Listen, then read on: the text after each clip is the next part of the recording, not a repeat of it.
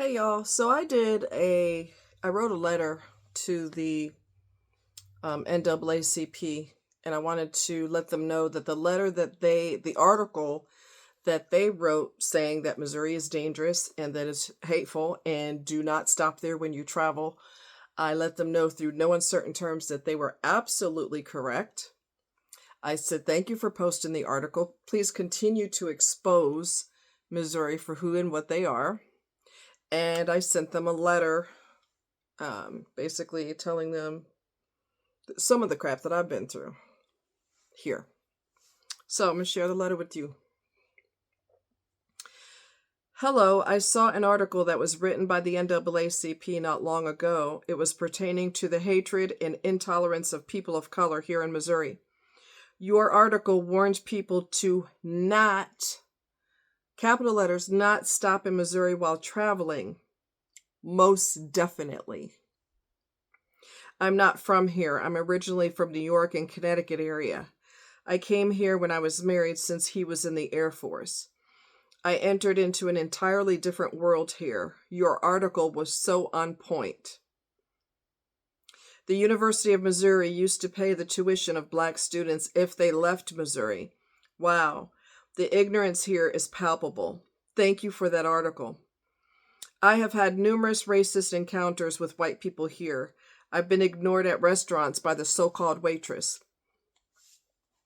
I was treated like a scam artist by Mercantile Bank in Independence, Missouri. I was wearing a security uniform, driving a security vehicle, and had a radio on my side. So, capital letters, obviously, I was a security officer.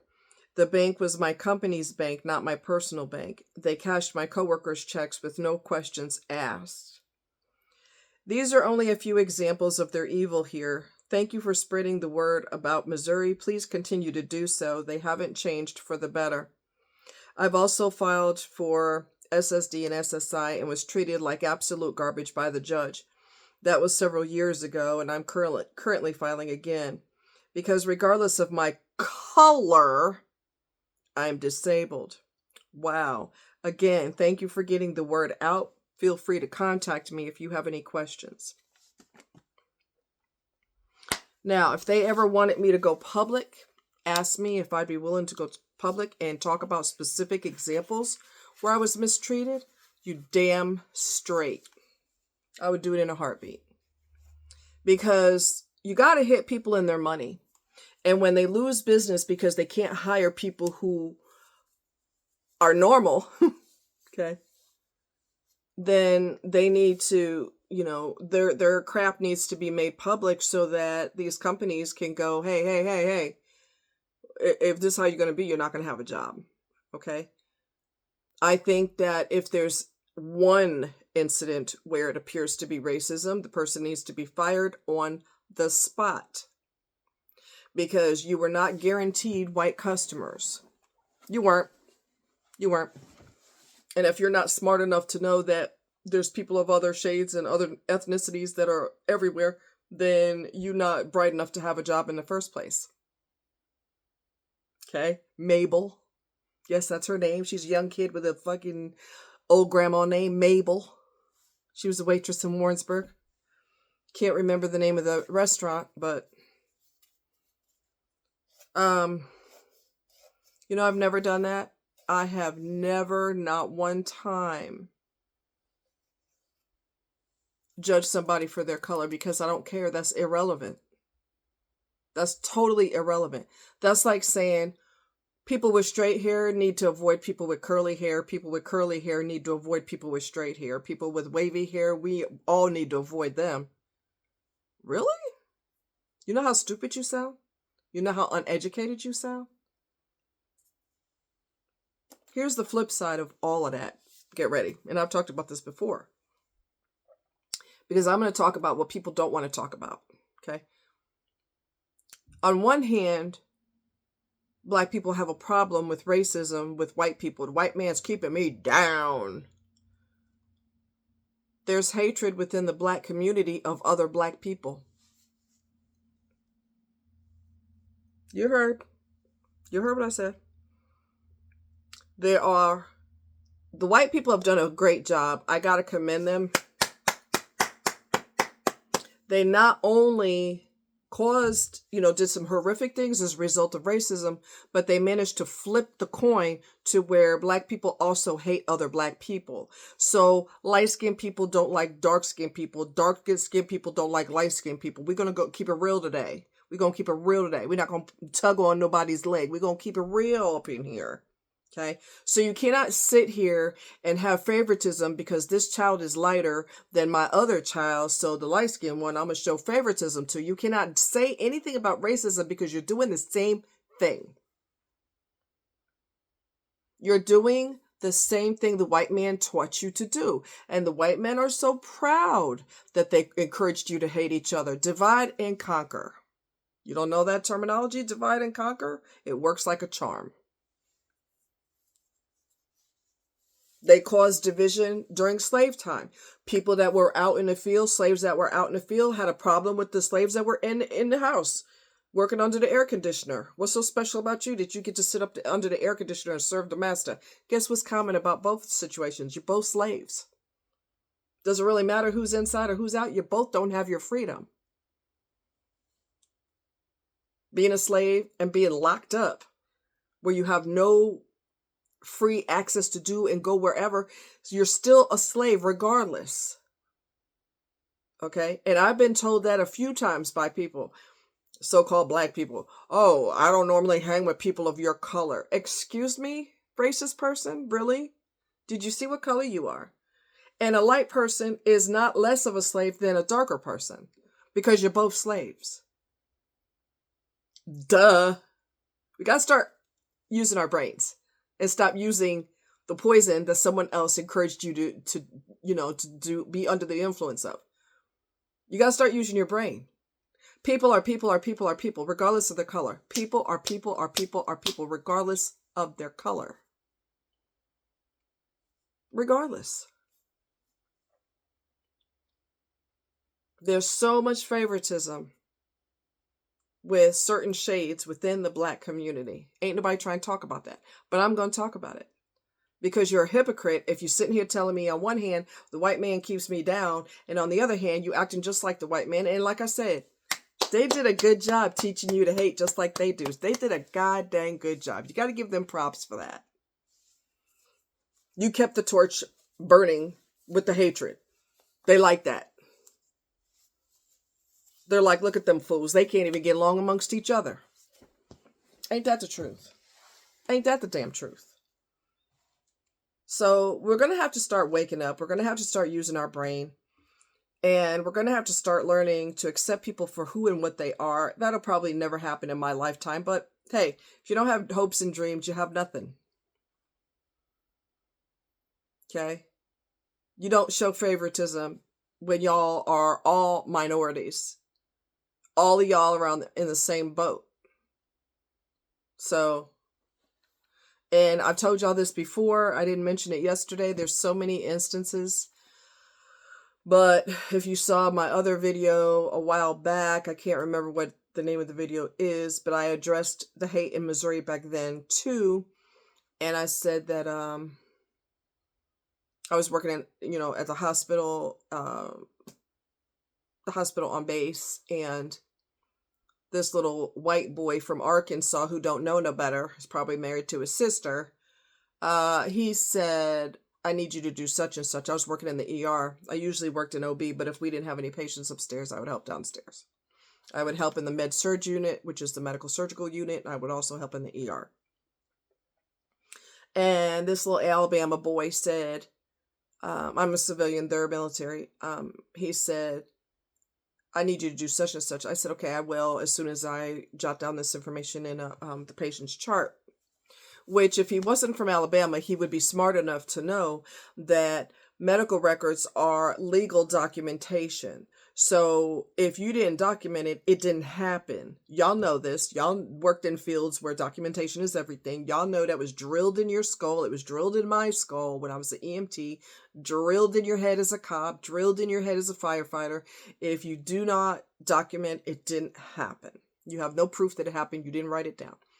So I said, and not only that, but those medical records can be subpoenaed in a court of law. So it's kind of crucial that you put things, notate things in the patient's chart. And he didn't appreciate that because I'm a little N picking cotton. So therefore, I don't question the superior white boy, quotation marks. And he screamed at me in front of the patients, in front of the doctor, in front of God and everybody. And he yelled at the top of his voice, when I tell you to do something as a Red Cross worker, you will do it. Come on, y'all know me. I'm not going to take that shit. Y'all know how I roll. Come on now. You know how I roll. Some of y'all know this story already. I jumped out the chair so fast. I was in a chair that had wheels on it. I jumped out the chair so fast, the back of my knees hit the chair went flying to the back of the room. And I screamed back at him, and there was a really deep voice that came out of me. When that voice comes out, everybody should be afraid, because I'm afraid. And I said, without missing a beat, I said, I don't know who in the hell you think you talking to like that. And he shut his little arrogant country bunkin mouth. He shut it, which is a good idea. As I said when I did that video, the doctor, I'm surprised, he's in charge, right? Or she is in charge. It was a he. He's in charge, so he could have easily said, both y'all in my office right now, right? Freaking out. And he didn't say a word because I think he was stunned. He was stunned that Alabama boy had the nerve and the audacity to talk to me like that. And then he was stunned that I flipped my lid because they had never, ever, ever seen that side of me before. I think he was just shell-shocked. He was writing something on the patient's chart, and he didn't say a word. He had every authority to say a word. He didn't say a word. Some people are too big for their britches, and their mouth is too big. And I'm going to put my foot in your ass because I don't know who in the hell, like I said, I don't know who in the hell you think you're talking to like that. People will try you. They will try you. And if you're the type to go, okay, I'm sorry, I'll hurry, they know that they can get worse and worse and worse and worse.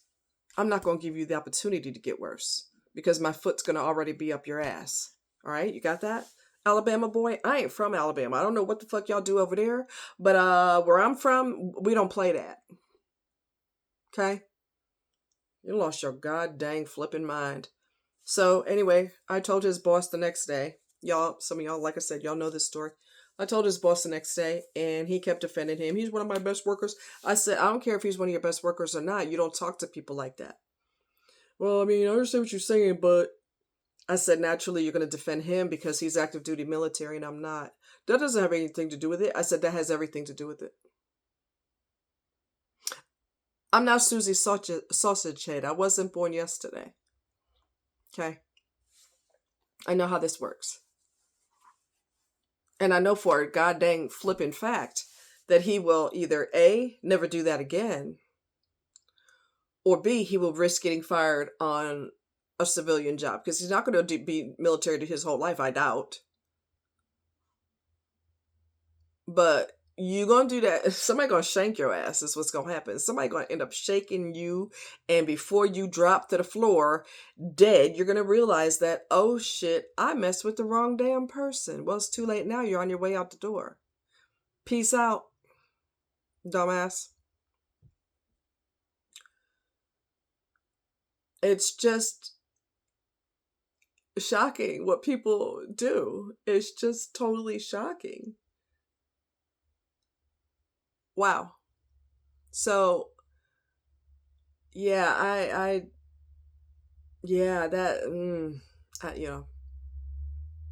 I just I don't get it.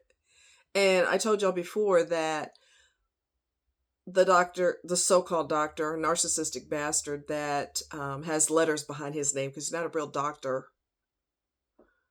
Real doctors care about their patients. You don't ever in your life let a patient wake up with absolutely no pain medication after surgery. You never do that. You just don't ever do that. And I'm here to tell you, and if you don't believe me, research it. Back in the day, I don't know what era it was, if it was the later 1800s or what time frame it was. But back in the day, doctors and medical students were under the impression that people of color do not feel pain the way white people feel pain.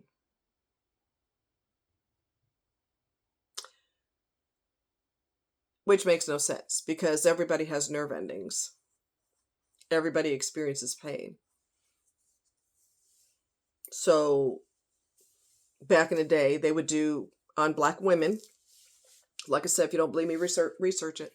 They would do extremely painful procedures on black women because y'all don't feel pain like we do. So you good. You good.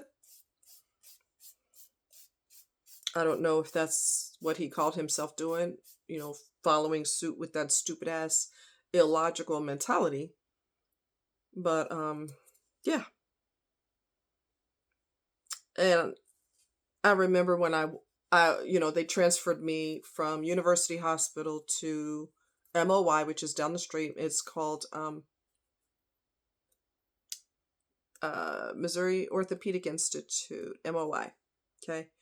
And I don't remember the ambulance ride. It was just down the street. I don't remember it because I was going in and out of consciousness because I just came out of surgery.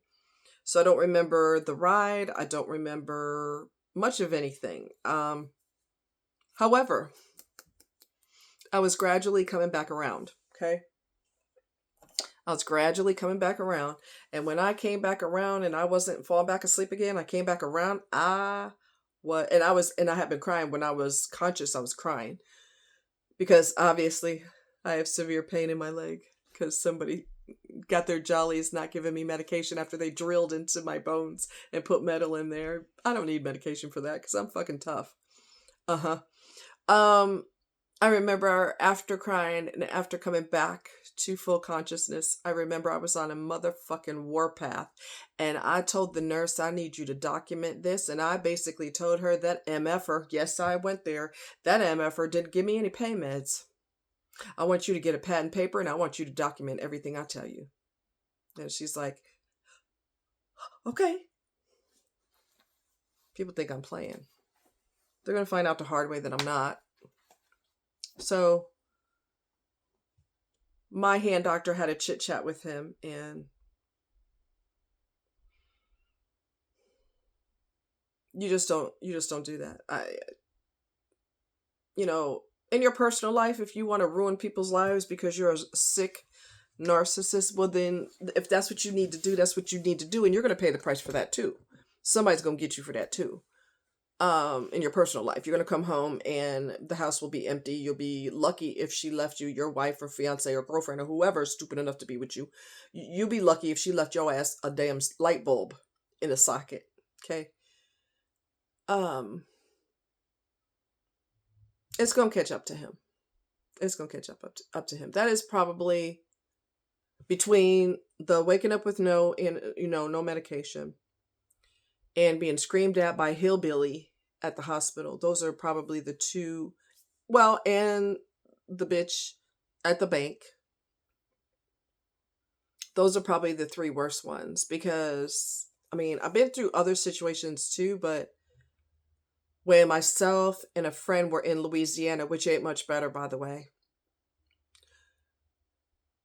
We were in Louisiana. I went to Walmart with her. She was trying to look at jewelry and there's only one person behind the counter working and there were two sections and we were the only customers standing there.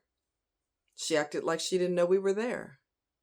So I remember saying to the young lady, I said, let's go. She don't want your money. They don't want your money here. So let's go somewhere else. I also talked about the old Walmart in Warrensburg, which used to be a movie theater, and it just became a small Walmart. And I remember my ex, and I talked about this a long time ago, my ex was in line to talk to the people there at customer service, and the white person behind the counter looked around him to the person behind him and said, "Can I help you?" Their hatred goes so deep it's inside their DNA, and they all behave the same way, which is really gross. They all do the same shit. I read an article that addressed narcissism and racism, and it said that racist people are more likely to be narcissistic. Well, that makes sense because they have brain damage and they are 1000% illogical. Logical people know you don't choose to be the color you are. Smart people know that. Okay. But if you're a narc, you don't know that because your brain is damaged, so you're stupid and you're irrational and you're a hypocrite and you do things that you forbid your partner to do. And you got rules for everybody else. You want to dominate every goddamn body else, but you don't want to be told what to do. So they have extensive brain damage and they are extremely difficult to get along with, and they're extremely irrational. They will throw a rage attack, some of them, if they're prone to rages. They will break everything in your house because you caught them cheating. Okay? Where's that logical? It's not. They're sick. So that's an aha moment for me that racist people are usually narcissistic. That makes a lot of sense because, again, they're extremely illogical. So, yes, if I ever had the opportunity to talk about it publicly, you damn straight I'm going there. And you know what? I'm going to tell you this. I'm going to let you guys go. Myself and a friend went to Lee Summit, which is a suburb of Kansas City. And we're talking to the waitress, and she's really nice. She's so sweet. She has the most beautiful eyes you ever saw, but one of them she's mostly blind in, if not completely blind, because a doctor did something wrong and caused her blindness. And I said, I would never know that your eyes are absolutely beautiful. Wow. Absolutely, wow. So we were talking, and she said, well, where are you guys from? And I said, well, I'm not from here. I'll tell people in a minute I ain't from this racist ass place. I'm from the East Coast, baby. I said, I'm from the East Coast, but I actually at the time I lived in Warrensburg, unfortunately for me. And he said he lived in Green Valley. And I told her, I said, Warrensburg is hateful as hell. And she goes, oh, I heard about Warrensburg.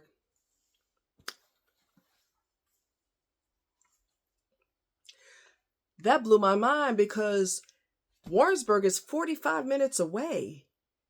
You suck bad when your reputation is so horrible that somebody 45 minutes west of you knows that you're a snake.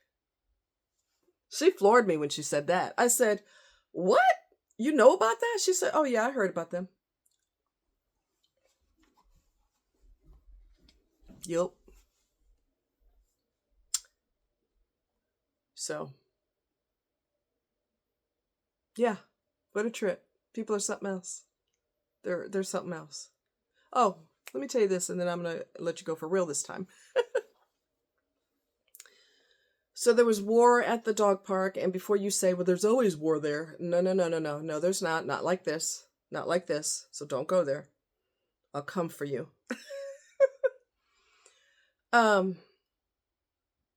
This couple came in there with multiple dogs. One of them is a hellraiser. He is extremely dangerous. He's a pit bull. No, not all pit bulls are dangerous, so don't even go there. Some of them are sweetie pies. Most of the ones I know are sweets, sweet.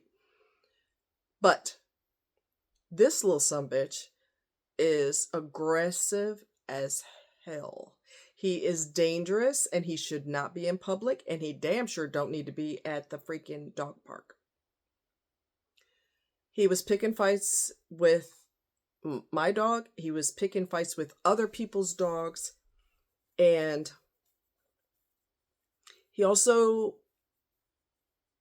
acted like a piranha and charged Milo with everything he got, teeth blazing, and he's nipping at him and causing pain on my dog.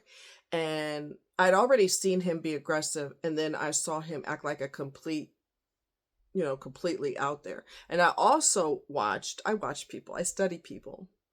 I also noticed that they have no idea how to discipline a damn dog. They have no idea how to discipline.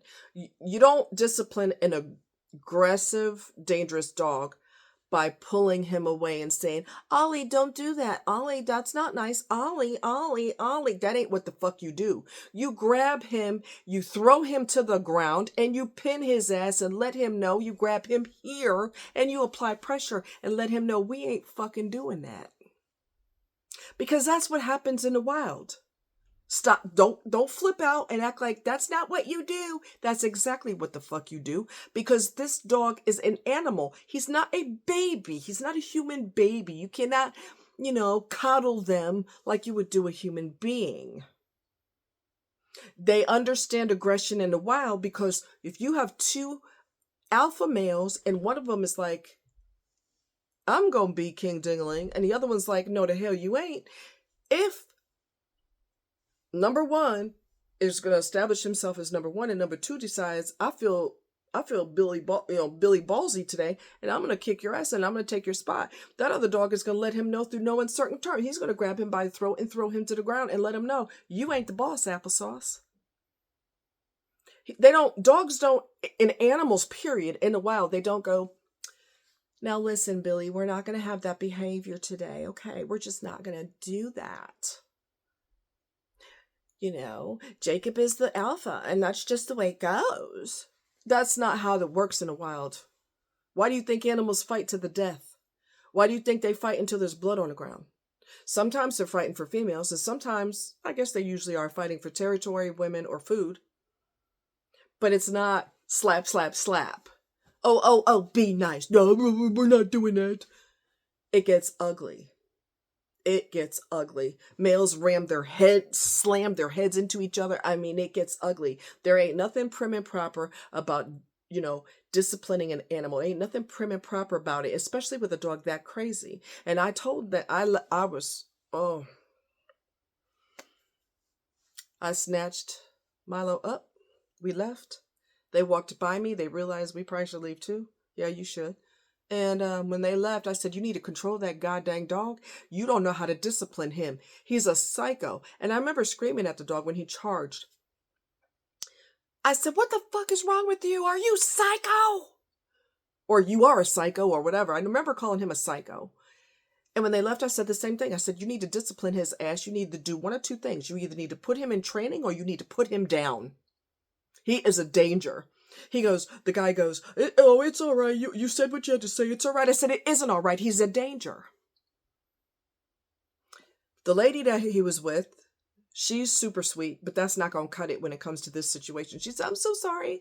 And, I just, I didn't want him to do that on purpose. And I'm so, that's not the point. Her dog is a danger. And what's going to happen to them, that dog is going to hurt another dog or hurt a person, and they're going to get a massive lawsuit, and they're going to be paying the medical bills of that person. So they better pull it together because there's no place good that it goes from here. He is a danger. There's fights in the squabbles, right? There's squabbles all the time, and it looks real hateful, like the dogs are showing their teeth, they got their lips up, and it looks really horrific. But usually they're just being loud, they're trying to intimidate each other. Sometimes it gets real. But usually not. Sometimes you could tell the difference in the sounds that they're making, whether this is the real deal or not. This fool right here, he's way, way different than all of that. All of that. He is an actual danger to society. And not all pit bulls do that, but he just happens to be a pit. He's a bastard. And I was ready to kick him in his ribs. You come near my dog one more time and I'm going to kick his ass. They didn't discipline him whatsoever. They just took him by the collar and was like, come on, Ollie, come on, Ollie. Give him to me for a fucking week and see if I don't adjust his attitude. Give him to me for a week. You're going to learn up in here. And you're going to learn quick. We're going to do it street style. Okay? We're going to do it street style. As in, you're going to get your ass whooped up and down. I would throw him to the floor so fast his head would spin. And I would put all my weight on him if I have to. And grab him by the throat. Because yes, a trainer taught me that, by the way. Although he's horrible in other ways, I did learn some valuable things from him. But we won't go there. I'd grab him by the throat. And if he'd want to do that, I could squeeze a little tighter. That's not a problem. You're going to stay here until you calm the fuck down. Because the way they discipline him by grabbing him by the collar, come on, Ollie, come on, Ollie, that ain't going to cut it. So, you're not in a position to get mad at somebody else when your dog is doing the wrong thing. How dare you justify and say, well, you already said what you had to say. It's all right. It isn't all right. Your dog's a psycho. Period. I'm not the one you want to play with. I'll snatch your dog up quick. You don't know. You don't scare me. You woo. Like I said, let them give him to me for a week. We're going to change that funky attitude. My friend was like, well, maybe he's a rescue. I don't know if he's a rescue or not, but he would learn that I'm not playing with your ass. You don't scare me. Okay? You don't freaking scare me. There's, like I said, there's a difference between almost daily squabbles and a psycho. There's a major difference. Okay? Anyway, hope you guys are doing well. There was a storm just now, and it seems to have ended, but the thunder is still going. So who knows if the storm's over. I know what they say in the weather, but that's not always accurate. Okay? They paid millions and millions of dollars for a Doppler, and a lot of times they're inaccurate with the weather report. So that was a colossal waste of money. You're better off stepping outside and going, I think it's going to rain. I sense a storm coming in from the east. That would have been cheaper than a Doppler. Stop laughing. It's not funny. All right, you guys take care. Much love. Bye.